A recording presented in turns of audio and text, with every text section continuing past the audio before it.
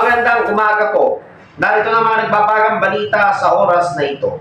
Maraming lugar sa Pilipinas ang inaasang makakaranas ng maulap na kalangitan na may posibilidad ng pag-ulan ngayong Miyerkules dahil sa easterlies. Ayon sa Philippine Atmospheric, Geophysical and Astronomical Services Administration o PAGASA. Sa kanilang 4 a.m. bulletin, sinabi ng PAGASA na ang Metro Manila at iba pang bahagi ng bansa ay magkakaroon ng bahagyang maulap hanggang maulap na kalangitan na may pulong-pulong pag-ulan o thunderstorms dulot ng easterlies.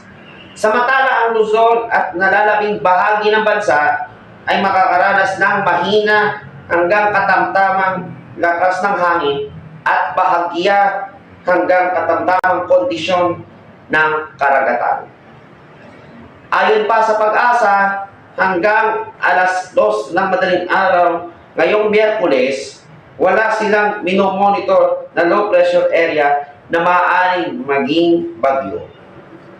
Manatiling nakatutok dito lang sa Daniel Malay Felicerta Channel para sa iba pang mga nagbabagang balita. Ako po si Daniel Malay Felicerta. Magandang umaga, bayan.